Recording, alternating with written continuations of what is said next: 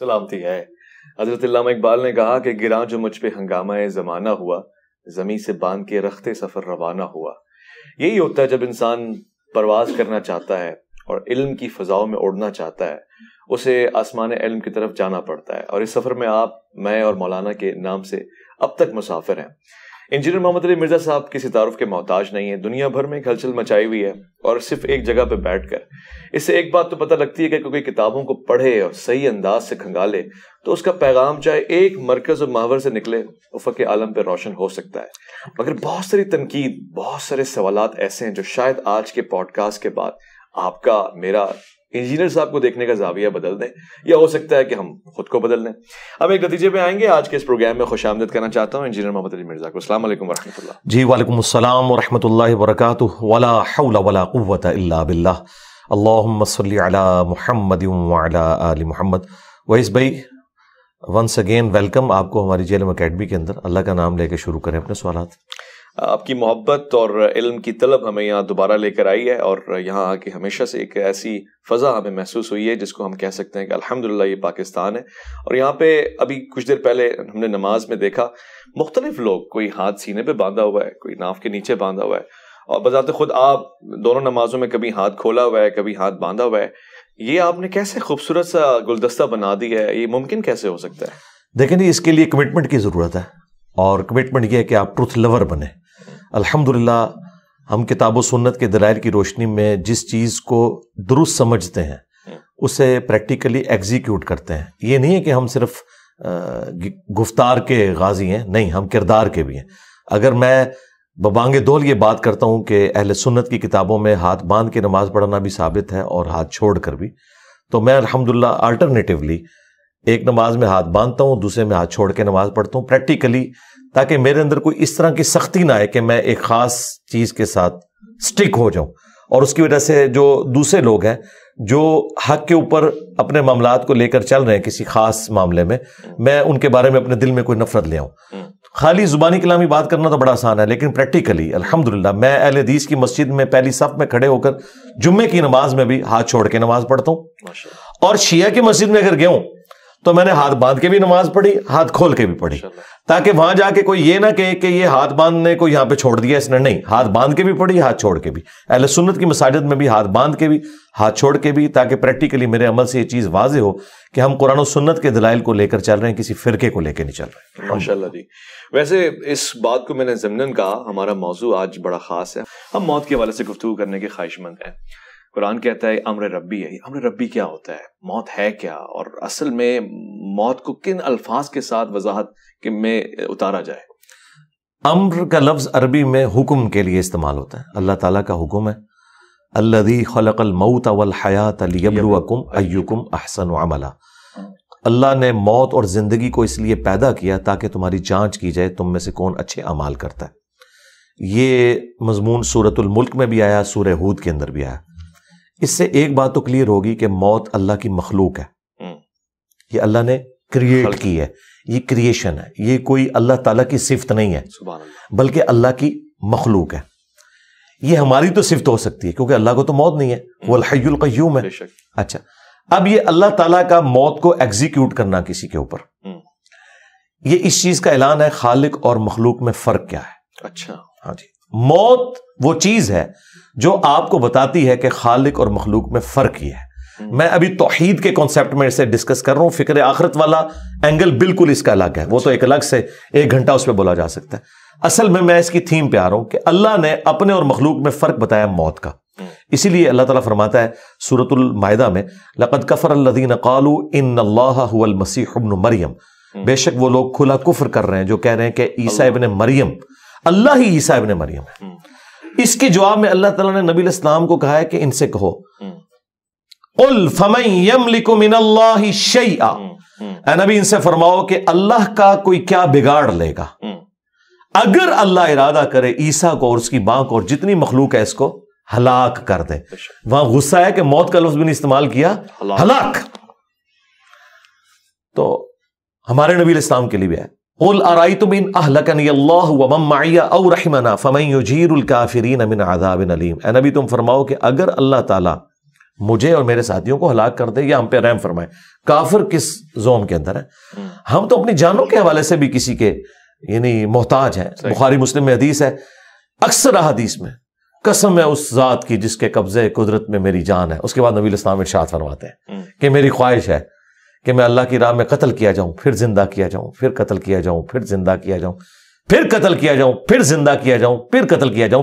یعنی نبی علیہ السلام نے اپنے اوپر بار بار موت کو طاری کرنا اس اللہ کے لیے مر مٹنے کو پریزنٹ کیا توحید کے لیے. پھر نبی علیہ السلام کے بارے میں قرآن میں آیا قل ان صلاتی ونسکی ومحیای ومماتی للہ رب العالمین. اے نبی تم فرماؤ بے شک میری نماز, میری قربانی, میرا جینا, میرا مرنا اللہ کے لیے. یہ میں رسول اللہ کو سینٹرڈ کر کے آپ کو موت کا کنسیپٹ سمجھا رہا ہوں تو بابت شاہی کوئی نہیں. اللہ ہاں جو کہتے ہیں عبد القادر جیلانی نے اسرائیل کو روح کھولی, اور نہیں ہو بھائی خدا کے لیے, یہ اللہ تعالیٰ کے پاس اختیار ہے, وہ ملک الموت کے ذریعے موت کو طاری کرتا ہے. تو موت ڈفرنس ہے خالق اور مخلوق کا. ٹھیک ہے. اور یہ تلوار اللہ نے لٹکائی اس لیے کہ تاکہ انسان کو یہ بتایا جائے کہ تمہیں کسی نے پیدا کیا ہے, تم نے مر کے اس کے پاس جانا ہے اور اس کے حضور اکاؤنٹیبل ہونا ہے. اس دن سے پہلے تیاری کر لو. اور نور علی نور کرتے ہوئے اللہ تعالیٰ نے پیغمبروں اور کتابوں کے ذریعے انسانیت کی رہنمائی بھی فرما دی کہ کوئی شخص اگر کہے کہ مجھے تو سمجھ نہیں آئی اس اخلاقی حس کے سبب جو میرے اندر موجود تھی, پیغمبروں کی تعلیمات کے بغیر میرے اندر یہ اخلاقی حس ہے کہ ہر انسان جھوٹ کو برا سمجھتا ہے, سچ کو اچھا سمجھتا ہے, جب تک اسے کو پرورٹیڈ نہ کرے. کسی کے ساتھ خیر خواہی کو اچھا سمجھتا ہے, برائی کو برا سمجھتا ہے. ہالی ووڈ کے فلم کے اینڈ کے اوپر بھی سچ کی ہیرو کی جیت کیوں دکھائی جاتی ہے؟ ہماری انسٹنکٹ میں ہے. انبیاء کی تعلیمات کے بغیر بھی وہ اخلاقی حس جو اللہ تعالیٰ نے ہر انسان میں رکھی ہے, انسان اکاؤنٹیبل ہے کہ اللہ تعالیٰ اسے پوچھ سکتا ہے کہ تو نے میرے تک پہنچنے کی کوشش کیوں نہیں کی. لیکن اللہ تعالیٰ نے اس میں بھی ترا یہ کہ نور علی نور کیا ہے, جو سورہ نور کے اندر ہے نور علی نور. ایک ہماری اخلاقی حس کا نور اور دوسرا وحی کا نور جو انبیاء کے ذریعے اللہ تبارک و تعالیٰ نے ہم تک بات پہنچائی کہ ہم اللہ تعالیٰ کے حضور اکاؤنٹیبل ہیں. اور یہ تلوار جو لٹک رہی ہے نا, یہ انسان کا قبلہ درست رکھتی ہے.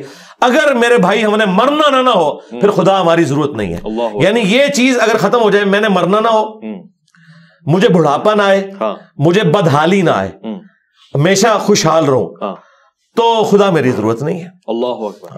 اور یہی چیزیں آپ کو جنت میں مل جائیں گی. انجینئر صاحب آپ نے ابھی قرآن کی آیت کوٹ کی, اب سوال تو میں نے موت کے ضمن میں کرنا ہے, مگر اس آیت نے مجھے اپنی طرف کھینچا ہے. هو الذی خلق الموت والحیات لیبلوکم ایکم احسن عملا. اس نے موت و زندگی پیدا کی ہے لیبلوکم, آزمائے. بھلا جس کے پاس سارا علم ہے وہ کیوں آزما رہا ہے؟ یعنی آزماتے تو وہ ایگزامن والے ہیں, انویجیلیٹر ہیں کہ جن کو پتہ لگ جائے کہ ریزلٹ کیا ہے, اس کے پاس تو علم ہے. یہ آزمائش ہے کیا؟ آزمائش اس لیے ہے کہ اللہ تعالیٰ کی صفت عدل سٹیک پہ نہ لگے. اگر اللہ تعالیٰ بغیر آزمائے کسی کی جنت یا جہنم کا فیصلہ کر دے تو قیامت کے دن ہم اللہ کے حضور حجت کے طور پر یہ بات رکھ سکتے ہیں کہ یا اللہ ایک دفعہ آزما کے تو دیکھتا, ہم تو ایسے نہ ہوتے. تو اللہ تعالیٰ نے آزمائش اس لیے رکھی تاکہ یہ چیز جسٹیفائی ہو کہ جس نے بھی جہنم کمائی ہے وہ خود کمائی ہے, جس نے جنت کمائی ہے خود کمائی ہے. اہل سنت کا عقیدہ نہ جبریہ والا ہے نہ قدریہ والا, ہم درمیان میں کہ جن چیزوں کا اللہ تعالیٰ نے ہمیں اختیار دیا ہے وہ ہمیں دیا ہوا ہے, اور جن چیزوں کا نہیں دیا اس کے بارے میں ہم سے پرسش بھی نہیں ہوگی. مجھ سے نہیں پوچھا جائے گا کہ تمہارے ماں باپ فلاں کیوں تھے, تم فلاں جگہ کیوں پیدا ہوئے, تمہارا قد اتنا کیوں تھا, تمہاری آنکھوں کا کلر ایسا کیوں تھا. اس کے بارے میں اکاؤنٹیبل نہیں ہو. یہ چیزیں ڈیسٹنی سے, تقدیر سے تعلق رکھتی ہیں. اور جو چیزیں اللہ نے مجھے ہدایت کے طور پر چیزیں دکھا دی اور مجھے اختیار دیا, انا ہدیناہ السبیل اما شاکرا و اما کفورا, ہم نے راستہ واضح کر دیا, چاہے تو شکر گزاری کی روش اختیار کرو, خواہ شکری کی. لیکن دنیا میں اللہ نے اختیار دے کر آپ کے اوپر گرفت نہیں فرمانی, الٹیمیٹلی گرفت اس دن ہونی ہے. اللہ تعالیٰ کو کوئی پرواہ نہیں, سارے کے سارے اس کے نافرمان ہو جائیں, سارے کے سارے تابع فرمان ہو جائیں, لیکن فرق ہمیں پڑتا ہے. تو یہ اللہ تبارک و تعالیٰ نے جن اور انسان ایسی مخلوقات پیدا کی ہیں جنہیں اللہ نے اختیار دیا ہے, اچھا, اور انہیں نیکی اور برائی کا مادہ ودیت کر دیا. فرشتے وہ تھے کہ جنہوں نے رب کی چوائس سے اللہ کو چوز کیا تھا, اور ہم وہ خوش نصیب ہیں کہ ہم اپنی مرضی سے اپنے رب کو چوز کریں گے. اور اس میں میں بڑا بھاری جملہ بولتا ہوں کہ حضرت جبرائیل علیہ السلام اگر مجھے کہیں نا کہ انجینئر صاحب آپ میرے ساتھ اپنا ایمان ایکسچینج کر لیں, تو میں اپنا ایمان ایکسچینج نہیں کروں گا, کیونکہ میں نے اپنی ول سے اپنے رب کو چوز کیا ہے. یہ وہ کوالٹی ہے. جبرائیل کے پاس لاکھوں کوالٹیز ہوں گی, لیکن ہاں وہ بائی ڈیفالٹ ہے, میں نے اپنے رب کو خود چوز کیا ہے. تو یہ ایک بڑی چیز ہے جس کی وجہ سے انسان اشرف المخلوقات ہے. یہ سب سے بڑی کوالٹی ہے. اللہ اکبر. اور اسی کی وجہ سے جنت انسان کے لیے, فرشتوں کے لیے نہیں ہے. کیا بات ہے. دیکھیں اس پہ ایک اور میرا جملہ بڑا بھاری لے جائیں کہ انسان نے سب سے زیادہ نان سیریس گاڈ کو لیا ہوا ہے اور خدا کے لیے سب سے سیریس جو ہے نا وہ انسان ہے. دیکھیں یہ پوری کائنات انسان کے لیے, قرآن میں ہے سورہ ہود میں کہ اللہ تعالیٰ نے یہ سب کچھ زمین و آسمان اس لیے پیدا کیا کہ تمہیں آزمائے. یہ ساری کائنات کا مقصد انسان کو آزمانا تھا. تمام چیزیں انسان کی خدمت میں لگی ہوئی ہیں, خواہ وہ سورج ہو, چاند ہو, ہاں سب کچھ زمین میں جتنی بھی مخلوقات ہیں, ایون فرشتے آپ کی ڈیوٹی پہ لگے ہوئے ہیں. فرشتے آپ کی ڈیوٹیاں پوری کر رہے ہیں. یعنی اس کائنات میں سب سے سیریس کریشن کوئی اللہ کی ہے نا تو انسان ہے. اور انسان نے سب سے زیادہ نان سیریس لیا ہوا ہے اللہ تبارک و تعالیٰ کو. یعنی اللہ کو ہماری کوئی حاجت نہیں ہے, لیکن یہ یاد رکھیے گا جس نے خدا کو سیریس نہ لیا وہ مارا گیا. اور اس پہ ایک اور جملہ میرا, جس شخص نے دنیا اللہ کی مرضی کی گزاری, آخرت وہ اپنی مرضی کی گزارے گا. اللہ اکبر. ہاں جو وہ چاہے گا وہ اسے ملے گا. اور جس نے دنیا اپنی مرضی کی گزاری, آخرت وہ پھر آخرت اللہ کی مرضی کی گزارے گا. پھر اللہ اس کے ساتھ جو کرے گا وہ کرے گا. وَلِعَوْذُ بِاللَّهِ تَعَالَى اللہم اجرنا من النار. آمین یا رب العالمین. اچھا منیجر صاحب, موت کی ہی گفتگو کو ہم مزید سمجھنا چاہیں گے. صحیح اسناد اور آپ کو میری زندگی کا یہ رخ بھی آپ کو نظر آیا؟ آپ نے تو مجھے اختلافی موضوعات پہ دیکھا ہے, میں ہر ٹاپک پہ بولتا ہوں. آپ میری قرآن کلاسز دیکھیں تو آپ ان تمام لوگوں کو, وائزین کو دیکھنا چھوڑ دیں گے جو آپ کو فکر آخرت کے اوپر باتیں کرتے ہیں. مجھے خوشی ہے اس بات کی, اور توقع بھی یہی تھی. اور میں اپنے ناظرین کو یہ کہنا چاہتا ہوں کہ مجھے اس سے بھی زیادہ خوشی اس بات کی ہے کہ یہ تمام موضوعات عام طور سے یہ ایک مزاج ہے, روایت ہے, رسم ہے کہ ہمارے مہمان حضرات ہم سے سوال تک بھی منگوا لیتے ہیں کہ جی سوال ذرا اسٹڈی کر لیں, دیکھ لیں. تو پتہ نہیں مرزا صاحب کس چیز کا دعویٰ کریں گے, مگر الحمدللہ مزاج سلونی کا اثر مجھے نظر آ رہا ہے کہ جو کچھ ہے وہ فی البدی ہے اور فوراً سے جوابات بھی آ رہے ہیں. بہرحال اس سے آپ اتفاق اور اختلاف کر سکتے ہیں, میں کسی کی مریدیت کا قائل نہیں ہو رہا, میں بتا رہا ہوں کہ جو میں دیکھ رہا ہوں, جو شواہد ہے میرے سامنے. انجینئر صاحب, صحیح اسناد کی روشنی میں روح کیسے قبض ہوتی ہے؟ موت کے سفر کو کہاں سے شروع کیا جاتا ہے اور کہاں پہ ختم ہوتا ہے, اور موت کے بعد دوبارہ جی اٹھنا ہوتا ہے انسان کا عالم اسباب میں؟ عالم اسباب میں تو ممکن نہیں ہے. اب جو بندہ دنیا سے چلا گیا, سورہ یاسین کے اندر سورۃ الواقعہ میں آیا کہ جو دنیا سے چلا گیا اب وہ واپس دنیا میں نہیں آ سکتا. یہ تو اللہ تعالیٰ کا ایک ڈیوائن یونیورسل ٹروتھ ہے. عیسیٰ ابن مریم کے بارے میں قرآن میں رپورٹ ہوا ہے کہ وہ مردوں کو زندہ کرتے تھے, بس اتنا, اللہ کے اذن سے. وہ بھی ان کا ایک معجزہ تھا کہ جو میت رکھی ہے اسے کہتے تھے کم باذن اللہ, وہ زندہ ہوتی تھی. تو یہ بہت ایکسٹراڈنری واقعہ. پھر وہ لوگوں سے کہتے تھے بتاؤ اس کو میرے بارے میں کہ میں کون ہوں, تو وہ میت گواہی دیتی تھی کہ یہ اللہ کے رسول ہے. پھر وہ دوبارہ موت کی حالت میں واپس چلی جاتی تھی. یہ نہیں ہے کہ اس کی دوبارہ سے زندگی سٹارٹ ہو جاتی تھی, نہیں, اس طرح نہیں ہے. لہٰذا وہ جو مردوں کو زندہ کرنا ہے وہ وقتی طور پر ہے, دنیا سے اس کا ایگزٹ ہو چکا ہے. اچھا, دنیا میں نہ تو روحیں یہ گھروں میں آتی ہیں, یہ بالکل غلط بات ہے, نہیں آتی, نہیں, کہاں سے آنی ہے روحیں؟ تو قرآن میں واضح لکھا ہے کہ یا علیین میں یا سجین کے اندر ہے. نیکوکاروں کی روحیں علیین میں اور سجین میں ہے بدکاروں کی. ہاں, آپ کی قبر یا عالم برزخ, خواہ وہ شیر کا پیٹ ہو یا ہوا میں راکھ کا بکھرنا ہو, ایئر کریش میں یا سمندر میں غرق ہونا ہو یا مٹی کی ڈھیری کے اندر ہو, یہ تمام عالم برزخ ہے. اس روح اور جسم کا ایک رشتہ برقرار ہے جو کہ ان سین بیریئر ہے. وہ قرآن میں ہے وَمِن وَرَائِهِمْ بَرْزَخٌ إِلَىٰ يَوْمِ يُبْعَثُونَ, ان کے مرنے سے لے کر قیامت تک کے لیے ایک ان سین بیریئر ہے. اس کو آپ آبزرو نہیں کر سکتے, نہ کیمرے میں کیچ کر سکتے ہیں, کیونکہ اس دنیا کی چیز نہیں ہے. فرشتے آپ ڈیٹیکٹ نہیں کر سکتے. سائنس صرف فزیکل ورلڈ سے تعلق رکھتی ہے. عالم برزخ, انبیاء کرام 1,24,000 کم و بیش بیت المقدس میں, صحیح مسلم میں آتا ہے, جمع ہوئے, نبی الاسلام نے امامت کی. لیکن مجھے بتائیں, ایک شہر میں اس زمانے میں 1,00,000 بندہ اکٹھا ہو جائے تو کیا وہ مسجد میں پورا آئے گا؟ تو ہلچل مچ جائے گی جی. لیکن کسی کو پتہ ہی نہیں چلا, کیونکہ وہ اس فریم آف ریفرنس میں بات ہی نہیں ہو رہی تھی. وہ ایک الگ دنیا ہے جو اس دنیا کے ساتھ تعلق نہیں رکھتی, اس کے اپنے رولز ہیں. اور اللہ تبارک و تعالیٰ نے وہ غیب کے پردے میں وہ ساری کی ساری چیزیں رکھی ہوئی ہیں. یہاں پہ بھی روح کے بارے میں سورہ بنی اسرائیل میں آیا کہ اے نبی تم سے روح کے بارے میں پوچھتے ہیں, تم فرماؤ یہ اللہ کا امر ہے اور تمہیں تو علم نہیں دیا گیا مگر قلیل. جب علم قلیل دیا گیا نبی الاسلام کو, تو ہمارے ٹیچر تو وہ ہیں جب انہیں قلیل علم دیا گیا تو بس جتنا دیا گیا انہوں نے اتنا ہی ٹرانسفر کرنا تھا. اب اس کے بعد یہ کہنا ہے کہ کوئی کسی کی روح نکال سکتا ہے, داخل کر سکتا ہے, کسی کی روح کے اوپر کنٹرول کر سکتا ہے, بالکل ایسا نہیں ہے. اور روح جو دنیا سے چلی گئی وہ چلی گئی. اب اس کے نکلنے کی جو تفصیلات ہے وہ سنن نسائی کے اندر تفصیل کے ساتھ حدیث موجود ہے کہ اہل ایمان کی روح کیسے قبض کی جاتی ہے. بخاری میں حدیث ہے کہ اللہ تعالیٰ فرماتا ہے کہ مجھے کسی کام میں کوئی تردد نہیں ہوتا سوائے ایک کام کے کہ جب مجھے مومن کی روح قبض کرنی ہوتی ہے. اچھا, اب اللہ تعالیٰ کو بھی تردد ہے, اللہ کو بھی تردد ہے. کیوں؟ اس کے ریگارڈ میں کہ میرا مومن بندہ ہے اور وہ موت کو ناپسند کرتا ہے. ویسے بھی نفسی تو موت کو پسند کرتا ہے, لیکن اس اعتبار سے کوئی شخص مرنا نہیں چاہتا. دنیا میں رہنا تو چاہتا ہے انسان, یہ ول جو ہمارے اندر ہے اسی نے ہمیں زندہ رکھا ہوا ہے. کوئی شخص بھی یہ نہیں چاہتا کہ وہ جان بوجھ کے جا کے مر جائے. وہ چاہتا ہے کہ مومن بھی چاہتا ہے کہ میں زیادہ عرصہ دنیا میں گزاروں, اللہ کو رسپانس کروں, زیادہ اپنے لیے ذخیرے آخرت اکٹھا کروں.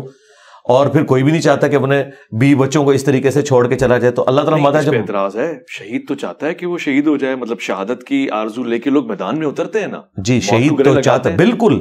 موت اس لیے گلے لگاتے ہیں کہ موت آنی ہے, اس لیے نہیں کہ وہ جا کے تو خود کافر کو کہتے ہیں کہ یہ میں کھڑا ہوں تو آگے مجھے تلوار مار دے. یہ نہیں, موت تو آنی ہے. ایگزٹ تو ہر بندے کا دنیا سے ہے. تو جب ایگزٹ ہے تو شہادت کے ذریعے ہو. یہ نہیں کہ خودکشی کرنی ہے آپ نے, خودکشی اور شہادت میں آپ نے فرق رکھنا ہے. تو موت تو آنی ہے. تو خواہش ہونی چاہیے کہ میں شہادت کی موت مروں, لیکن یہ خواہش نہیں ہے کہ میں جو فوراً مر جاؤں اور کوئی نیک اعمال نہ کر سکوں. ہاں, دین کو جب میری ضرورت پڑے تو پھر میری پہلی پرائورٹی وہی ہے. جس طرح حسین ابن علی حج کے دنوں میں کربلا چلے گئے تھے اس لیے کہ وہ سمجھتے تھے کہ اس وقت اس چیز کی ضرورت ہے. ٹھیک ہے, اور باقی جو حج آج تک سلامت ہے وہ حسین ابن علی کی بدولت ہے. ہاں, اچھا, صلاح الدین ایوبی نے حج نہیں کیا ہوا کیونکہ وہ اس سے بڑی پوسٹ کے لیے کام کر رہے تھے. تو یہ اب دیکھنے کی ضرورت ہے. کیا ہوا حج؟ جی میں نے الحمدللہ کیا 2007 میں. کوئی تصویر ہم نے آج تک دیکھی نہیں ہے اس لیے پوچھ رہا ہوں. نہ عمرے کی نہ حج کی. لوگ تو کہتے ہیں جی جاتے بھی ہیں, جہلم سے باہر نکلتے ہیں اکیڈمی سے کہ نہیں. میں نے تصویر بنا کے کیا کرنا ہے, میں تو میرے بھائی نماز پڑھتا ہوں 5 وقت, تو میں نے اپنے نام کے ساتھ کبھی نمازی بھی نہیں لکھا, تو میں نے حاجی بھی نہیں لکھا, حج بھی کیا ہے, عمرے بھی نہیں, کتابیں بھی نہیں. وہ تو میں ایک سلوگن کے طور پہ بات کرتا ہوں. اچھا, اس طرح واپس ہے کہ وہ اللہ تعالیٰ فرماتا ہے کہ مجھے تردد ہوتا ہے جب مومن کی روح قبض کرنی ہے, کیونکہ موت کو تو ناپسند ہر بندہ کرتا ہے. یہ میں اب تک نہیں سمجھ پا رہا, میری ہیلپ فرمائے. اللہ کو تردد یعنی وہ تو نفس مطمئنہ کو قرآن میں پکار رہا ہے, آپ کہہ رہے ہیں کہ ہاں وہ اگلی سٹیج ہے نا, یہ اس سے پچھلے والی سٹیج ہے. اچھا, تردد ہوتا ہے. پھر اس تردد کو دور کیسے کیا جاتا ہے؟ تردد اللہ تعالیٰ کو اس اعتبار سے کہ میں نے اب مومن کو راضی کیسے کرنا ہے کو میرے پاس آئے. جس طرح سیدہ فاطمہ کا قول ہے صحیح بخاری میں, سیدہ عائشہ سلام اللہ علیہا کا, کہ جب سے میں نے نبی الاسلام کو موت کی تکلیف میں دیکھا ہے تو اب میں تعجب نہیں کرتی کسی کو موت میں تکلیف میں دیکھوں. تو موت کی تکلیف سے تو نبی الاسلام کو بھی گزرنا پڑا ہے. یہ تکلیف تو ہے نا.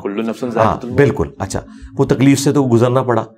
پھر بخاری مسلم کے الفاظ ہیں, عائشہ کہتی ہیں نبی الاسلام کا جب آخری وقت تھا تو آپ علیہ السلام بار بار یوں نگاہ اٹھاتے تھے اور کہتے تھے اللہم رفیق الاعلیٰ, اے اللہ رفیق اعلیٰ. تو میں نے سمجھ لیا کہ نبی الاسلام کو اب اختیار دیا گیا, چاہے آپ دنیا میں رہیں چاہے اللہ کے پاس جائیں, کیونکہ آپ اپنے صحت مندی کے دنوں میں کہتے تھے کہ ہر نبی کو موت سے پہلے اختیار دیا جاتا ہے. وہاں پہ تردد اس لیے کہ مومن مرنا نہیں چاہتا. اچھا, ٹھیک ہے, ظاہر ہے وہ چاہتا ہے میں زیادہ سے زیادہ وقت دنیا میں گزاروں اللہ کے لیے. اچھا, موت کو تو ہر بندہ ناپسند کرتا ہے اس اعتبار سے. یہ تو اسے پتہ ہے کہ موت آنی ہے, لیکن جینے کی تو ہے.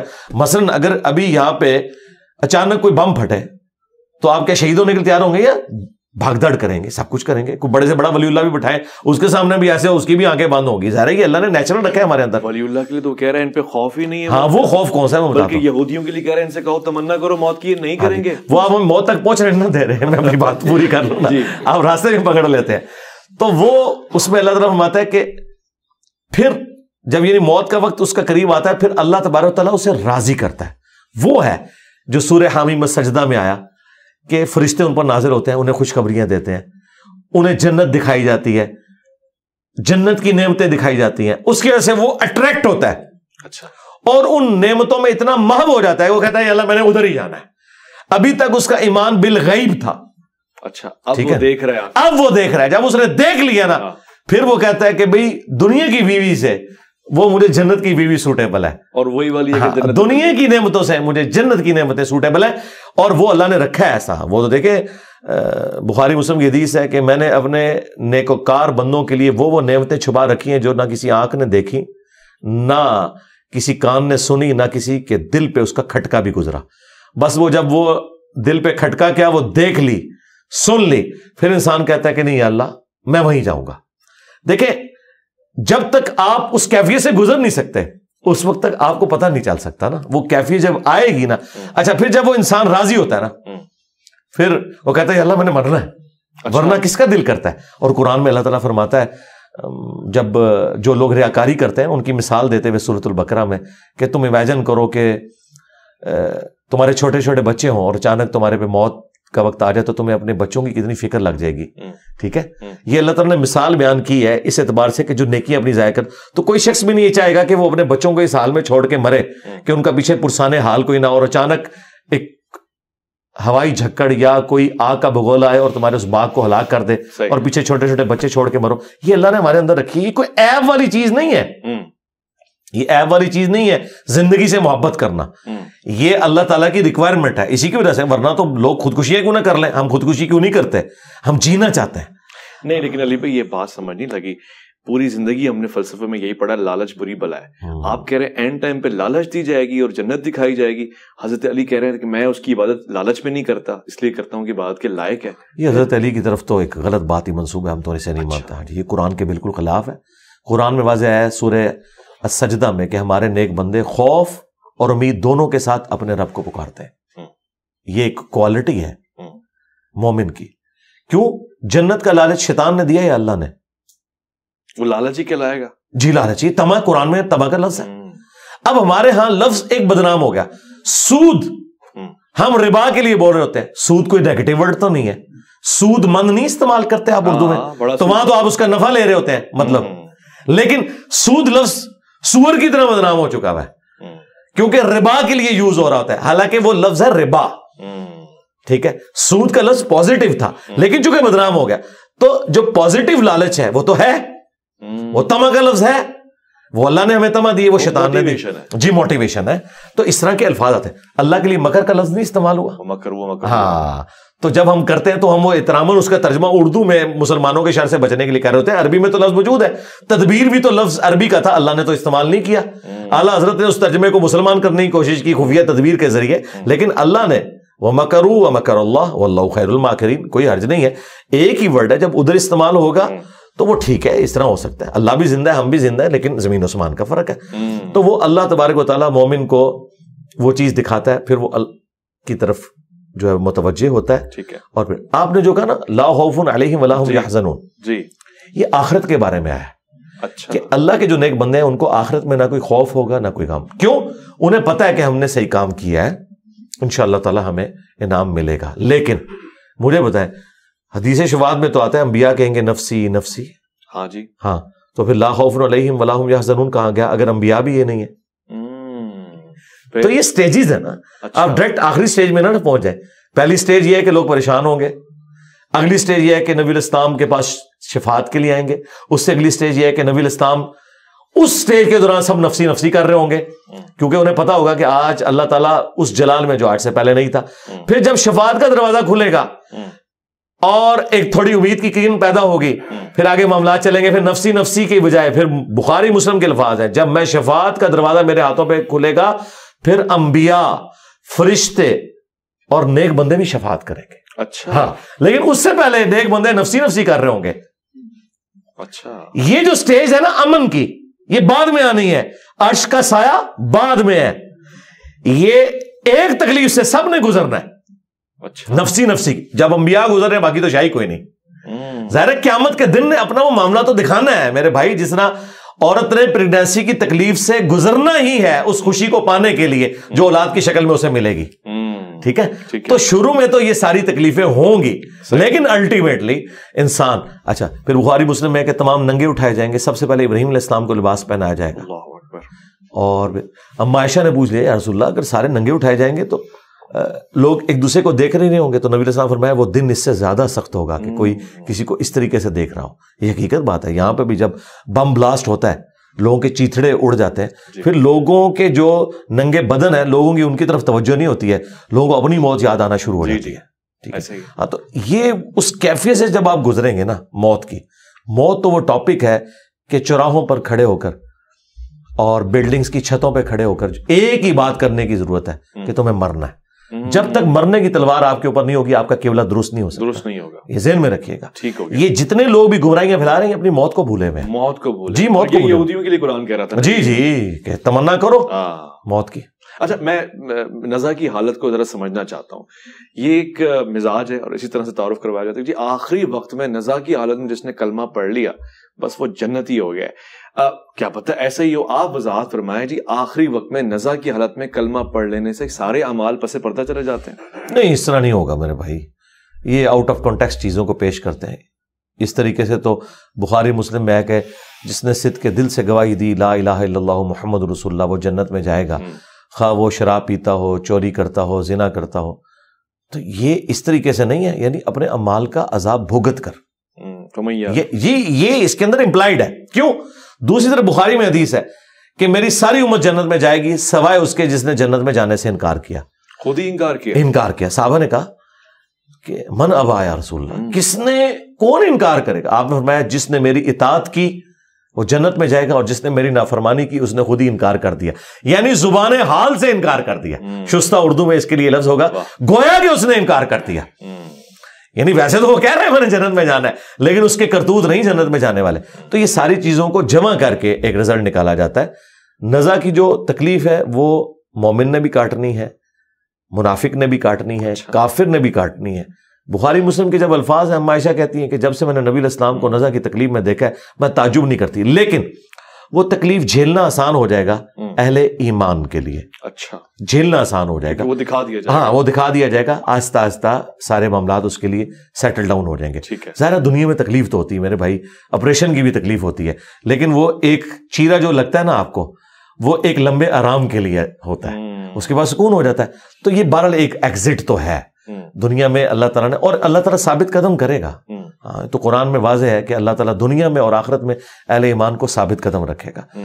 قبر کے سوالات کے اندر بھی ثابت قدم رکھے گا. یہی آیت نبی علیہ السلام نے عذاب قبر کے کانٹیکسٹ میں تلاوت کی تھی. بخاری مسلم میں حدیث ہے کہ اللہ تعالیٰ دنیا میں بھی اور آخرت میں بھی ثابت قدم رکھے گا. من ربک ما دینک ما کنت تقول فی حق ھذا الرجل.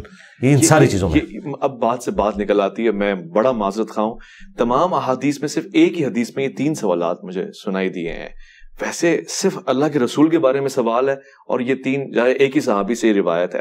اس پہ ذرا روشنی ڈال دیں کہ 3 سوالات ہوں گے اللہ کے رسول کو دکھا کے ہوں گے، تصویر دکھا کے ہوں گے، یا سامنے قبر میں حضور صلی اللہ علیہ وسلم کی حاضری ہوگی؟ نہیں، قبر میں تو نبی علیہ السلام کی حاضری کا لفظ بولنا ہی گستاخانہ ہے. اچھا، بریلویوں کی ڈاکٹرن میں یہ کہتے ہیں نبی علیہ السلام حاضر و ناظر ہے.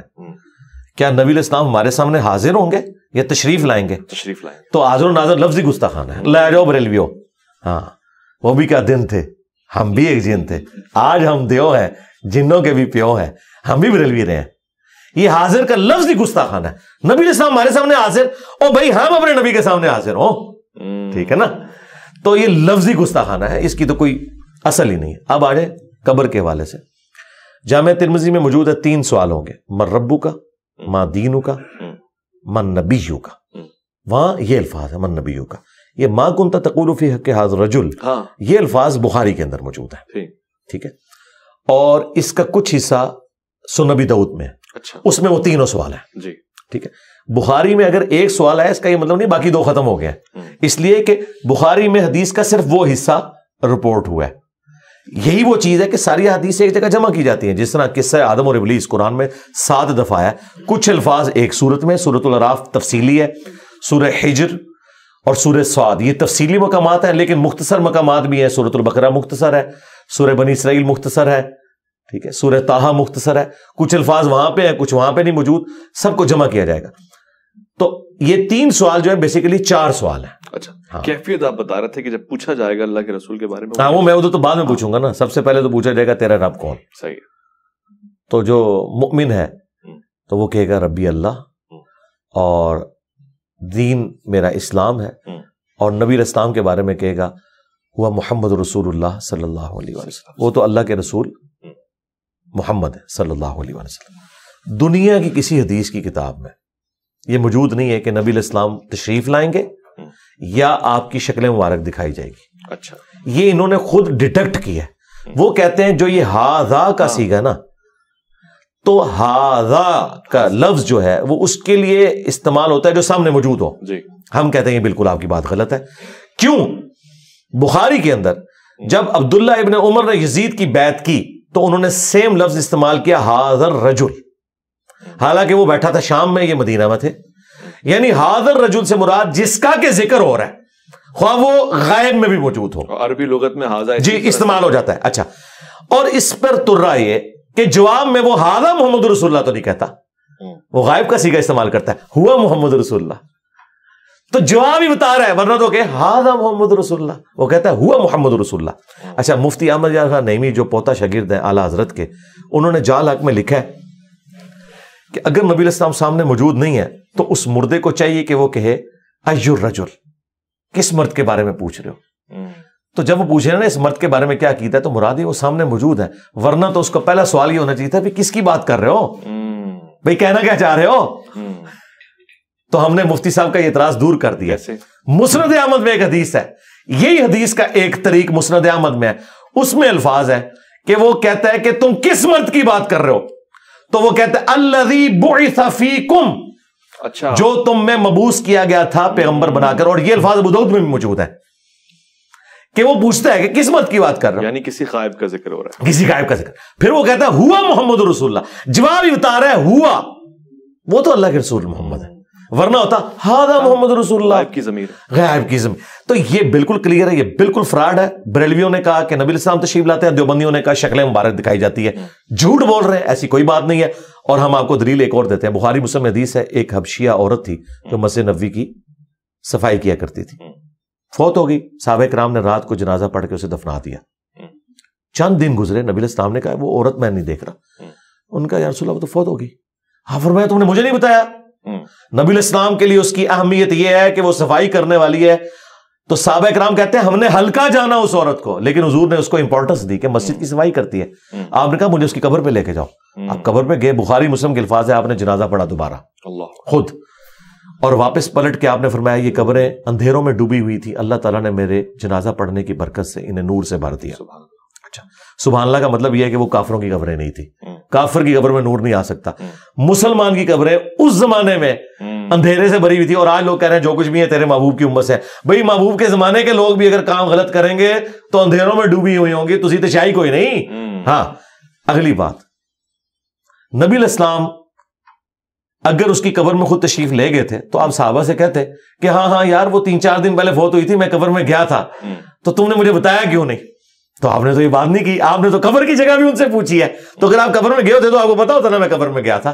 یہ سب کچھ جھوٹ ہے. ایون نبی علیہ السلام جو خواب میں آتے ہیں نا، یہ بھی نبی علیہ السلام کو نہیں پتا ہوتا میں کسی کے خواب میں کیا ہوں، یہ اللہ تعالیٰ دکھاتا ہے. مثلا آپ میرے خواب میں ہیں تو آپ کو کیا پتا ہوگا؟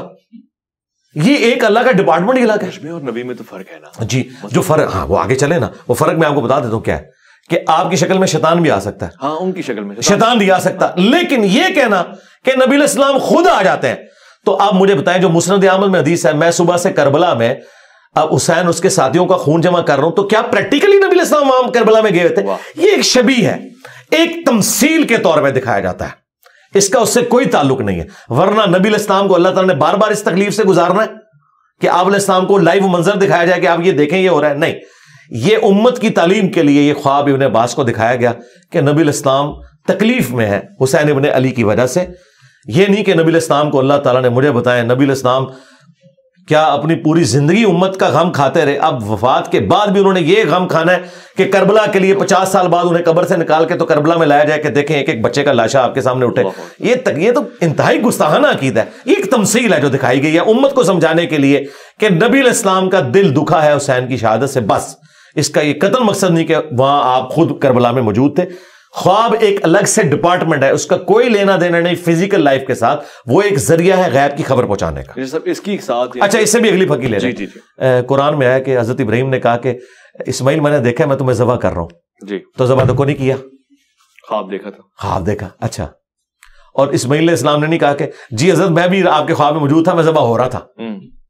ان کو بھی نہیں پتا. یہ تمثیل ہوتی ہے. وہ تو کہہ رہے ہیں نا کہ خواب منام ہے، خواب ہے، منام ہے نا. تو یہاں بھی منام کی بات ہو رہی ہے. قبر والی بات میں وہ خواب نہیں کہہ رہے، کون سی؟ حضور تشریف لاتے ہیں. نہیں، میں بات کر رہا ہوں جو یہ خوابوں میں کہتے ہیں نا کہ نبی الاسلام آئے ہیں تو فزیکلی آپ آ گئے ہیں، یا آپ کو بھی پتا ہے، میں اس کی بات کر رہا ہوں. وہ تو ٹاپک ہی الگ ہے نا، وہ تو میں نے آپ کو بتا دیا نا.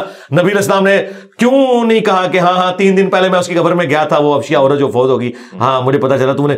آپ نے پوچھا وہ کدھر ہے، انہوں نے کہا کہ وہ تو فوت ہو گئی. آپ نے کہا مجھے کیوں نہیں بتایا؟ تو نعوذ باللہ آپ یہ کہنا چاہ رہے کہ نبی علیہ السلام کوئی ایکٹنگ کر رہے تھے؟ نعوذ باللہ نہیں, ایسی بات نہیں. لوگ کہتے ہیں جی بعض اوقات پوچھنے کا ہر دفعہ یہ مقصد نہیں ہوتا کہ میں لا علم ہوں. مثلا خدا اس کے لیے کوئی کرائن ہاتھ میں کیا ہے جی, اس میں کرائن ہونے چاہیے نا. یہاں پہ کوئی کرائن نہیں ہے نا, اس میں کرائن نہیں ہے نا. اچھا اس پہ بھی آپ مجھ سے لے لیں, یہ سلونی والی بات کرتے ہیں, اس میں الفاظ ہیں جب تک میں ممبر پہ موجود ہوں تم مجھ سے جو پوچھو گے میں بتاؤں گا. ہمارا عقیدہ ہے کہ نبی علیہ السلام جتنی دیر ممبر پہ تھے اللہ تعالیٰ کی غیبی تائید تھی کہ اب آپ سے جو بھی سوال پوچھے گا ہم آپ کو اسی وقت اس کا جواب سکھائیں گے تاکہ آپ اپنی نبوت کو اسٹیبلش کریں. صرف ممبر پہ؟ جی ممبر پہ, اس لیے کہ نبی علیہ السلام نے کہا جب تک میں ممبر پہ موجود. اب آپ پوچھیں گے اس کی دلیل, جی دلیل اس کی ہے, بخاری مسلم میں حدیث ہے. نبی علیہ السلام نے کہا جب میں معراج سے واپس آیا تو کافروں نے مجھ سے ایسے ایسے سوالات کیے کہ مجھے ان کے جواب نہیں آتے تھے. یہ الفاظ ہیں بخاری مسلم کے. اور میں اتنا پریشان ہوا کہ اعلان نبوت کے بعد کبھی اتنا پریشان نہیں ہوا تھا کہ میں ان کے سوالوں کے جواب ہی نہیں دے سکتا. وہ کیا پوچھ رہے تھے؟ بتاؤ بیت المقدس کے کتنے دروازے ہیں, باہر کون سے کلر کا پینٹ ہوا ہے, کتنی سیڑھیاں ہیں. جو شخص ایک رات میں گیا اور وہ بھی برزخی طور پہ, وہ اتنی ساری چیزوں کا حساب کیسے رکھ سکتا تھا؟ تو بخاری مسلم کے الفاظ ہے جب انہوں نے سوال کیے مجھے جواب نہیں آ رہے تھے, میں اتنا پریشان ہوا کہ مجھے جھوٹا کہیں گے.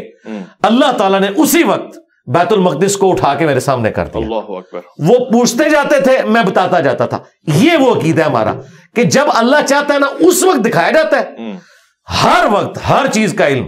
یہ انتہا اللہ چاہتا ہو, یعنی اس کی چاہت پہ مبنی ہے نا. یہ جو چاہت ہے نا یہ عقیدہ کفر ہے. اچھا جی, اس لیے کہ قرآن میں وَلَا تَقُولُوا عَلَى اللَّهِ إِلَّا الْحَقِّ, اللہ پہ مت کوئی عقیدہ منسوب کرو سوائے اس کے کہ جو حق پر مبنی ہو. میں نے جو عقیدہ منسوب کیا اس کی میں نے آپ کو پریکٹیکل مثالیں دے دی کہ نبی علیہ السلام کو تھوڑی دیر پہلے اپنی نبوت کے بارے میں ہوا کہ یہ جھٹلائیں گے. اللہ نے یہ ساری مثالیں میں نے دی کہ اللہ تعالیٰ وقتی طور پہ وہ چیزیں دکھاتا تھا. اچھا پھر قرآن میں بھی جو سوالات آپ سے پوچھے جاتے تھے اس سے پہلے آپ کو قرآن کہہ رہا ہے کہ اس سے پہلے آپ کو نہیں پتا تھا کہ یوسف علیہ السلام کس طرح مصر پہنچ کے ہم نے جواب دیا. یہ تو ہمارا عقیدہ ہے. یہ ان کا جو عقیدہ ہے کہ ہر وقت ہر چیز کا علم ہوتا ہے اور سب کچھ عطا کر دیا ہے, یہ کس آیت اور حدیث میں لکھا ہوا ہے؟ یہ من گھڑت عقیدہ. ہم نے تو بڑے قائد کے دلائل رکھ دیے. اس کے اوپر جذباتی ڈاکٹرن کھڑی کرنا کہ جی آپ فیتا لے کے تو ناپ رہے ہوتے ہیں نبی کے علم کو, نہیں. قرآن جگہ جگہ کہہ رہا ہے کہ تم سے قیامت کے بارے میں پوچھتے ہیں, ٹھیک ہے, تم اللہ کے پاس ہے. یہ ہے جی وہ علم جو نہیں ہے نبی کے پاس. آپ مجھے اچھا آپ بھی مانتے ہیں کہ نبی علیہ السلام کے پاس قیامت کا علم نہیں قرآن کی روح سے؟ وَيَقُولُونَ مَتَىٰ هَٰذَا الْوَعْدُ, نہیں علم غیب تو ہم مانتے ہیں, الگ موضوع چلا گیا. وَيَقُولُونَ مَتَىٰ هَٰذَا الْوَعْدُ إِن كُنتُمْ صَادِقِينَ قُلْ إِنَّمَا الْعِلْمُ عِندَ اللَّهِ. ایک چیز میں نے ثابت کر دی نا, آپ کی ڈاکٹرین ٹوٹ کی ماں کانا وما یکون کی, کیونکہ آپ نے کہا ہر چیز کا علم ہے. قرآن کہہ رہا ہے کہ نبی تم سے قیامت کا اس طرح پوچھ رہے ہیں جس طرح تم دھاگ لگا کے بیٹھے ہوئے ہو. تم فرماؤ اس کا علم تو اللہ کے پاس ہے. اللہ جب جسے چاہے گا ظاہر کر دے گا. قرآن پورے کا پورا یہ کہہ رہا ہے کہ قیامت کا علم نبی علیہ السلام کو نہیں دیا گیا بلکہ نشانیاں صرف بتائی گئی ہیں. نہ سن بتایا گیا, نہ تاریخ بتائی گئی, نہ یہ بتایا گیا کہ کتنی انسانیت پیریڈ گزارے گی تو قیامت آئے گی. یہ تو ایک واضح چیز قرآن میں آئی ہے نا, اس کا انکار تو کفر ہے نا. لیکن آج آپ بریلویوں سے پوچھیں, جال حق میں مفتی احمد خان نعیمی سے جب پوچھا گیا بھی بتاؤ یہ قیامت تو نکلا ہے نا, تم کہہ رہے تو فیتا تو اللہ نے مار دیا. تو اس نے کہا کہ یہ رسول اللہ کی محبوبیت کا تقاضا ہے کہ مرنے سے پہلے اللہ تعالیٰ نے حضور کو قیامت کا بھی بتا دیا ہوگا خود سے. وَلَا تَقُولُوا عَلَى اللَّهِ إِلَّا الْحَقِّ, یہ کذاب اللہ کے اوپر جھوٹ باندھتے ہیں. ٹھیک ہے, واضح ہو گیا. آپ نے شہیدوں کا ذکر کیا اور ظاہر موت کا ہمارا موضوع ہے, شہادت اس سے جڑی ہوئی ہے, گویا زندگی سے زیادہ جڑی ہوئی ہے. قرآن بھی یہ کہتا ہے یہ زندہ ہیں ان کو مردہ نہ کہو. اب یہ کون سا فیس ہے؟ یہ برزخ کا کوئی فیس ہے یا شہید کس طرح سے زندہ ہے, رزق کس طرح سے حاصل ہو رہا ہے, یہ ڈیفائن کرتے ہیں صحیح کلیئر معنوں میں, کیونکہ اس کو ہم مردہ تو نہیں کہہ سکتے. ہاں جی, یہ اس کو بھی پہلے کلیئر کر لیں. جو مردہ ہے اسے مردہ کیوں نہیں کہا جائے گا؟ قرآن یہ نہیں کہنا چاہ رہا. اگر اس کا مطلب یہ ہے تو مجھے بتائیں, صحیح بخاری میں 4 جگہ تفصیلی خطبہ ہے سیدنا ابو بکر کا, من کانا یعبد محمدن فإن محمدن قد مات. جو کوئی تم میں محمد کی عبادت کرتا تھا جان لے محمد مر گئے. تو حضرت ابو بکر صدیق نے تو کہا ہے کہ نبی علیہ السلام مر چکے ہیں, حضور شہید ہوئے. ایک ٹاپک لدا ہو گیا, ادھر ہے نا, ادھر ہے. نبی علیہ السلام تو افضل ترین شہید ہے. جی آپ شہید ہیں, آپ شہید ہیں. بخاری میں موجود ہے کہ اے عائشہ جو خیبر کے موقع پہ مجھے زہر دیا گیا تھا وہ میری رگیں کاٹ رہا ہے. نبی علیہ السلام کو آنری طور پر اس شہد کو عود کروا کے شہادت کی موت دی گئی. یعنی آج یہ بات کلیئر ہو جائے نا کہ جی سب کے نزدیک ہے نبی علیہ السلام شہید ہوئے ہیں, جی شہید ہوئے ہیں, لیکن یہ آنری شہادت ہے, یہ وہ والی شہادت نہیں ہے کہ میدان جنگ میں آپ شہید ہوئے ہوں. کیوں؟ وہاں اللہ کا ڈیوائن رول ہے کتب اللہ لأغلبن انا ورسلی. یہ میری بات طے پا چکی ہے کہ میں اور میرے رسول غالب رہیں گے. اگر عیسیٰ ابن مریم قتل ہو جاتے نا یہودیوں کے ہاتھوں تو ان کی تو رسالت فارغ ہو جاتی, کیونکہ رسول تو خود دھمکی لگاتا ہے, خود قتل ہو جائے تو پھر تو مخالف جیت کے. اس لیے رسول جب بھی دھمکی لگاتا ہے نا اس کے مخالف قتل ہوتے ہیں, وہ نہیں قتل ہوتا. نبی الاسلام بھی قتل نہیں ہوئے, آپ کو آنری طور پہ شہادت دی گئی ہے 4 سال بعد اس زہر کا اثر واپس لا کے. انبیاء لیکن قتل ہوئے, یحییٰ علیہ السلام. جی وہ ہوئے. اچھا اب ادھر واپس آئیں جہاں سے ہم نے بات سٹارٹ کی. شہید ڈاکٹر طارق قادری صاحب نے ایک تقریر میں جذبات میں کہا کہ نبی کو مردہ کہنے والوں تم مر جاؤ. اچھا تو یہ حضرت بکر صدیق کو وہ کہہ رہے تھے, کیونکہ حضرت بکر نے کہا, یعنی میں ان سے یہ کہوں گا, یہ تو حضرت بکر کا خطبہ ہے. من کان یعبد محمدا فإن محمدا قد مات, صحیح بخاری میں 4 جگہ. جو کوئی تم میں محمد کی عبادت کرتا تھا, 1241 نمبر حدیث ہے اور 1242 تفصیلی حدیث, وہ جان لے کہ محمد مر چکے, اور جو اللہ کی عبادت کرتا تھا وہ جان لے کہ اللہ کو کبھی موت نہیں آئے گی اور وہ ہمیشہ زندہ رہے گا. فإن اللہ حی لا یموت. مجھے بتائیں صحابہ میں کوئی حضور کی عبادت کرتا تھا؟ کوئی بھی نہیں. تو یہ فرضی جملہ کیوں بولا حضرت ابوبکر نے؟ توحید کو اسٹیبلش کرنے کے لیے, کیونکہ انہیں پتا تھا کہ اس کائنات کا سب سے بڑا شرک جیزس کرائسٹ کے نام کے اوپر ہوا ہے. رسول اللہ نے بھی جیزس کرائسٹ بن جانا تھا پارٹ 2 اگر حضرت ابوبکر یہ خطبہ نہ دیتے, اور یہ انہوں نے نبی الاسلام سے ڈیڈکٹ کیا تھا. صحیح بخاری میں حدیث ہے, میری شان کو اس طرح بلند نہ کرنا جس طرح نصارہ نے اپنے پیغمبر کو بڑھا دیا, میں اللہ کا بندہ اور اس کا رسول ہوں, مجھے اللہ کا بندہ اور اس کا رسول کہنا. اچھا اس کے بعد سیدنا ابوبکر نے آیت تلاوت کی, وما محمد الا رسول قد خلت من قبلہ الرسل افئن مات او قتل. محمد تو نہیں مگر ایک رسول, اگر وہ مر جائیں یا قتل ہو جائیں. اب پاکستانی کہتے ہیں جی وصال شریف فرما جائیں یا شہید شریف ہو جائیں, حالانکہ یہ دونوں عربی کے الفاظ اللہ نے تو نہیں یوز کیے. ٹھیک ہے. اچھا پھر کہا انک میت وانہم میتون, اے نبی تمہیں بھی مرنا ہے, تمہارے مخالفین کو بھی مرنا ہے. میتون کے الفاظ ہیں. اور فإن محمد قد مات, یہ جو قرآن میں ہے نا کہ شہید کو مردہ نہ کہو, یہ ایک آنر ہے, عقیدے کی بات ہے, آنر کی بات ہے کہ انہیں مردہ نہ مراد یہ نہیں اللہ تعالیٰ کہہ رہا ہے کہ یہ زندہ ہے. اگر زندہ ہے تو پھکا لے لے, شہید کی بیوہ نکاح کیوں کرتی ہے, وہ تو پھر زنا کر رہی ہے. صحیح ہے, کلیئر ہو گیا. ہاں اچھا یہ آنر ہے. یہ آنر کیا ہے کہ وہ اللہ کے حضور زندہ ہے, اس میں الفاظ ہے وہ اللہ کے حضور زندہ ہے اور اسے رزق بھی دیا جاتا ہے, اور لیکن ساتھ آیا وَلَٰكِن لَا تَشْعُرُونَ, تمہیں شعور نہیں ہے. تو ان ظالموں نے کیا کیا, شعور کیا. انہوں کا شہید زندہ ہے, تو جب شہید زندہ ہے تو زندہ سے آپ مانگ سکتے ہیں, تو ہم اس لیے مانگتے ہیں شہیدوں سے. ہم کہتے ہیں کہ پہلے تو یہ بتاؤ کہ شہید کی بیوہ نے نکاح کیوں کیا ہے, وہ تو بدکاری کر رہی ہے. وہ کہتے ہیں نہیں وہ اور چیز ہے. تو یہ آنرری چیز ہے جی, آنر والی چیز ہے. اچھا نبی کی جو بیوہ سے نکاح نہیں ہوتا نا, اس کے پیچھے شہادت والا ایشو نہیں ہے, وہ اس لیے کہ وہ نبی کا پروٹوکول ہے. وہ پروٹوکول ہے کہ وہ امت کی ماں ہے. النبی اولی بالمؤمنین من انفسہم وازواجہ امہاتہم, وہاں پہ یہ والا معاملہ نہیں ہے. ورنہ اگر یہ والا معاملہ نہ ہوتا تو وہاں پہ بھی اجازت ہو جاتی, لیکن وہ اللہ تعالیٰ نے کہا سورہ احزاب میں کہ اللہ کے نزدیک یہ بہت بڑا گناہ ہے کہ تم رسول اللہ کی وفات کے بعد ان کی کسی بیوی کے ساتھ شادی کرو. یہ آنری طور پہ دنیا اور آخرت میں تمہاری نبی کی بیوی ہیں. یہ ہے اصل میں چیز. تو یہ جو مردہ نہ کہو, یہ آنری طور پہ کہ اللہ کے حضور زندہ ہے, اور اس سے جہاد اور قتال کی ترغیب دلائی گئی. کہ یہ کافر کہتے تھے نا, جو سورہ آل عمران میں آیا نا کہ جب غزوہ احد کے موقع پر لوگ شہید ہوئے تو ان کا اگر ہمارے بھائی ہماری بات مان لیتے تو وہ شہید ہی نہ ہوتے, قتل ہی نہ ہوتے. تو اللہ تعالیٰ اگر تمہاری موت بھی لکھی ہوتی تم اپنی مقتل گاہوں کی طرف کھینچے چلے آتے. تو یہ بتایا گیا کہ جس چیز کے اوپر ترس کھا رہے ہو نا, اور بھائی انہوں تو ابدی زندگی حاصل کر لی ہے, آخرت کی زندگی میں زندہ ہے. یہ جھوٹ ہے جو یہ بول رہے ہوتے ہیں, یہ کہتے ہیں زندہ زندہ, جو بریلوی اور شیعہ کر رہے ہوتے ہیں زندہ زندہ. یہ بتایا کرو آخرت میں زندہ, دنیا سے بھائی جا چکے, دنیا سے اب ان کا کوئی تعلق نہیں ہے سوائے اس کے کہ ہمارا سلام ان تک. سبھی زندہ نہیں, آخرت میں مرا ہوا کون ہے؟ ہاں آخرت میں سب زندہ ہے, لیکن شہید اللہ کی جنتوں میں پروٹوکول کے ساتھ زندہ ہے, اور جو کافر ہے وہ اللہ کی جہنم میں. یہ فرق ہے. دونوں جگہوں پہ ان کو رزق مل رہا ہوگا, زندگی کی علامت ہے رزق. نہیں رزق جو مل رہا ہے نا جی, اللہ نہ کرے اس طرح کا رزق کسی کو ملے جو جہنمیوں کو مل رہا ہے. ان کو تو قرآن میں آیا ہے کہ وہ زخموں کا دھون اور پیپ مل رہا ہے. اس رزق کو نہ کمپیئر کریں. رزق تو ہے نا, رزق آخرت کا ہے. آخرت آج قبر رسول آپ کھودیں, شہید کا پروٹوکول سرکار ایک منٹ, آج قبر رسول کھودیں, آپ کیا سمجھتے ہیں کہ نبی الاسلام وہاں پہ کھا پی رہے ہوں گے بیٹھ کے, یا اٹیچ بات ہوگا؟ میں نے ایسا نہیں کہا. ایسا نہیں ہوگا. آپ ویسے ہی لیٹے ہوں گے جیسے لیٹے ہوئے تھے, وہ برزخ میں. ایسا بھی نہیں کہا, مجھے اس کا بھی اعتراض نہیں. اس کا تو ہمیں پتا ہے نا کہ نبی الاسلام ویسے ہی ہیں, جو بخاری میں موجود ہے. آیات میں موسیٰ علیہ السلام نماز پڑھ رہے تھے قبر میں. جی وہ تو آج موسیٰ علیہ السلام میں کسی بھی پیغمبر کی قبر کھودیں وہ ویسے ہی ہوں گے. وہ برزخی معاملہ ہے, وہ تو وہاں پہ بیت المقدس میں بھی تھے, وہ برزخ کا معاملہ ہے. وہ آپ کے اس فریم آف ریفرنس کی چیز نہیں ہے.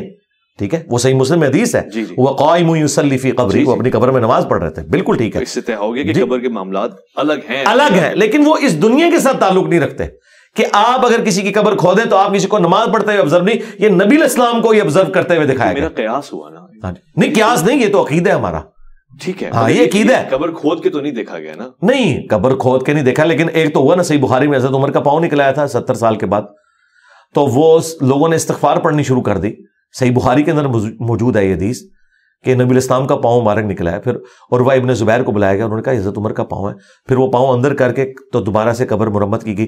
اب مجھے بتائیں ایک زندہ بندے کا پاؤں ایسے باہر نکلا ہو اور وہاں جھمگٹا لگا ہو تو اپنا پاؤں نہیں سمیٹ لے گا، حضرت عمر نے اپنا پاؤں خود تو اندر کو نہیں کیا، اس طرح کی کوئی انبیاء کی بات کر رہے تھے، نہیں، میں آپ کو بتا رہا ہوں نا کہ ظاہر ہے کہ انبیاء کرام علیہ السلام کا جو پروٹوکول ہے بعض اصحاب رسول کو، اللہ کے نیک بندوں کو، اہل البیت کو بھی حاصل ہے، میں آپ کو اس کی ایک مثال دے رہا ہوں کہ وہ صحیح انبیاء کا پروٹوکول سب سے الگ ہے، نہیں وہ الگ ہے، نبی جڑا شے کوئی نہیں ہے، مجھے بالکل ٹھیک ہے، وہ اعلیٰ ترین درجہ ہے، ظاہر ہے۔ مجھے بتائیں انبیاء جنت الفردوس میں جائیں گے نا، اور انبیاء کرام کے جو پیروکار ہیں سچے وہ بھی جنت الفردوس میں جائیں گے، تو آپ کیا کہیں گے دونوں برابر ہو گئے؟ وہ علین میں بس جنت الفردوس تو ایک ہے نا، اس میں آگے درجہ آتا ہے، یہاں پہ بھی شہید بھی زندہ، انبیاء کرام بھی زندہ، صحابہ کرام اہل بیت بھی آخرت کی زندگی میں زندہ، لیکن ان کے پروٹوکولز کا فرق ہے، یہ آپ نے ذہن میں رکھنا ہے۔ ہاں، اور مجھے یہ بتائیں، یہ بریلوی جو کہتے ہیں کہ وہ نہیں، میں یہ کلیئر کروں گا، یہ وہ کہتے ہیں کہ جی وہ 2 یہودی نبی علیہ السلام کی قبر کھود کے تو لاش نکالنے کی کوشش کر رہے تھے، خواب والی بات، جی خواب میں، تو نبی علیہ السلام کیا نور الدین زنگی کے محتاج ہیں اپنی جو ناش مبارک کی حفاظت کے لیے؟ اللہ تعالیٰ انا کفیناک المستہزئین ہے، تو وہ ادھر سے حفاظت کیوں کروائی گئی؟ بالکل جعلی واقعہ، اس کی کوئی سند نہیں ہے، جھوٹ ہے یہ، اچھا بالکل ٹھیک ہو گیا۔ اچھا، موت کے سلسلے میں ایک بڑا دلچسپ سوال ہے، شہادت کے حوالے سے تو آپ نے بیان فرما دیا، فقہی سوال ہے اور اس پہ ذرا روشنی ہو جائے کیونکہ مختلف مکاتب فکر میں مختلف آراء ہے۔ مرنے کے بعد یعنی میت کے لیے شوہر بیوی کا جو ازدواجی رشتہ ہے، یعنی اس کے لیے محرم ہونا کس طرح سے ثابت ہے نہیں ہے؟ مطلب وہ غسل دے سکتا ہے اپنی بیگم کو؟ جی کیوں نہیں دے گا، یہ حنفیوں نے ایک ڈھکوسلا کیا ہے کہ جی وہ نکاح ٹوٹ جاتا ہے، بیوی تو اپنے شوہر کو غسل دے سکتی ہے، وہ کہتے ہیں شوہر نہیں دے سکتا اگر اس کی بیوی مر جائے، وہ کہتے ہیں نکاح ٹوٹ گیا۔ بھائی نکاح کہاں سے ٹوٹ گیا؟ وہ آخری وقت میں جب مری ہے تو اسی کی بیوی ہے،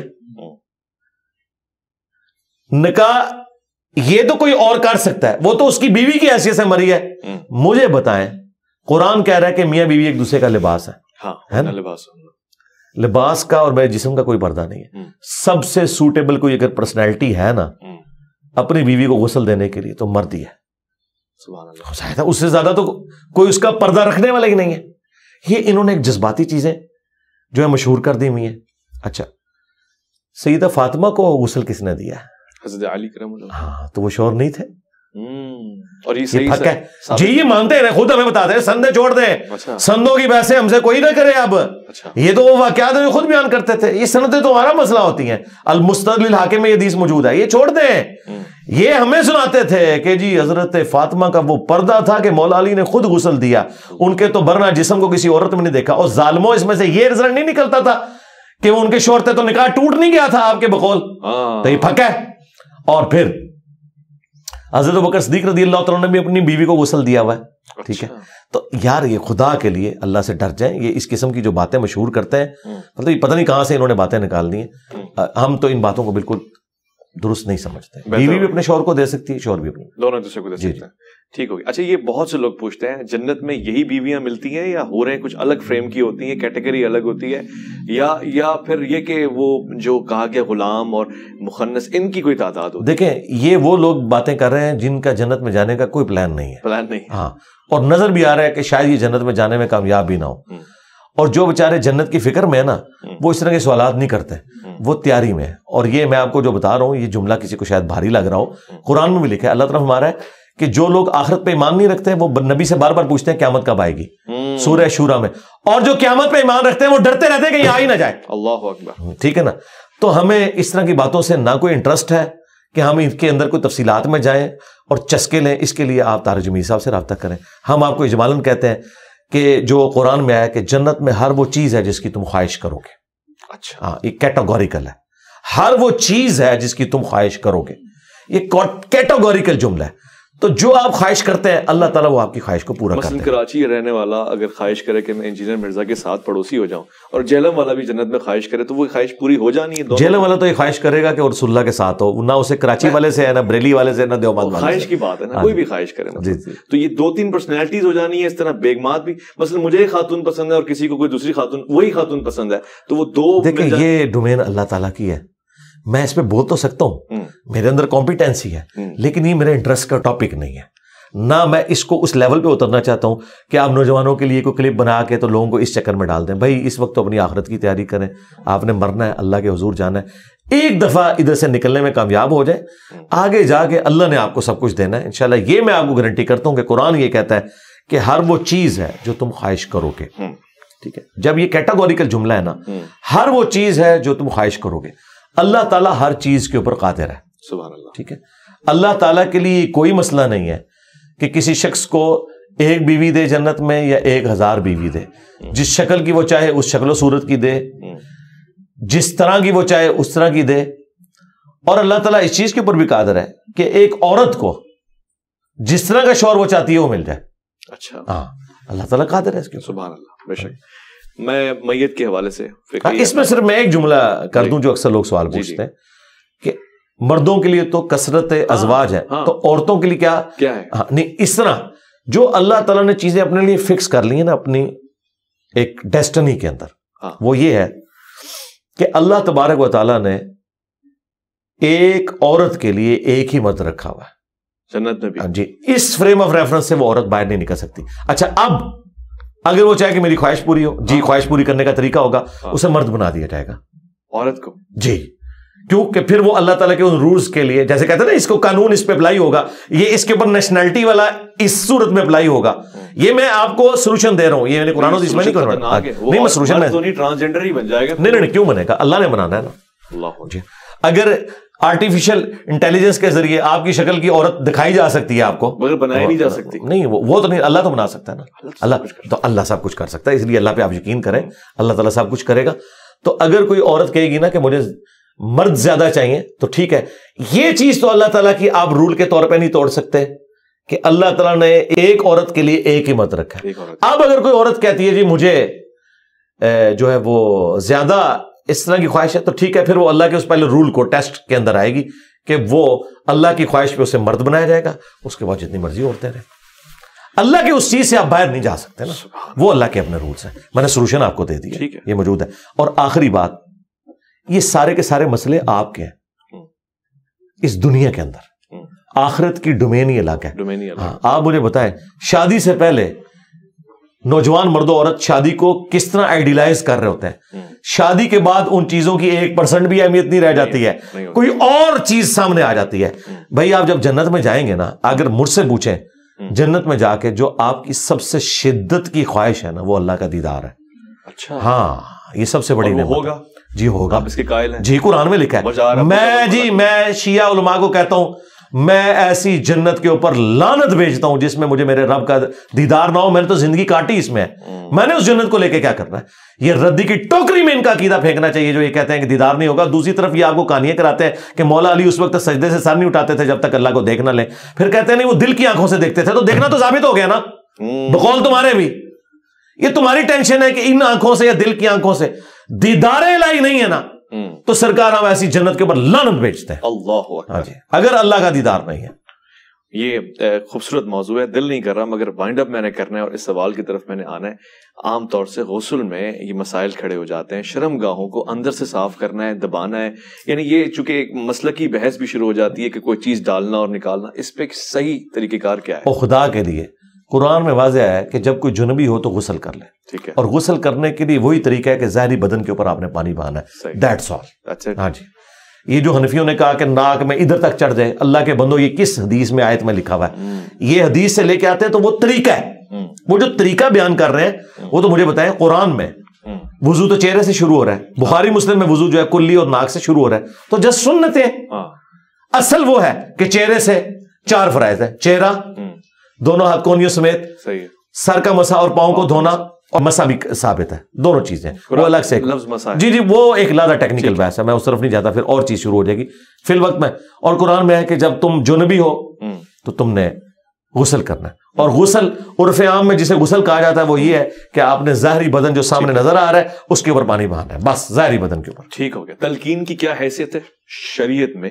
مردے کو تلقین کرنا، اسے کچھ سنانا ثابت ہے؟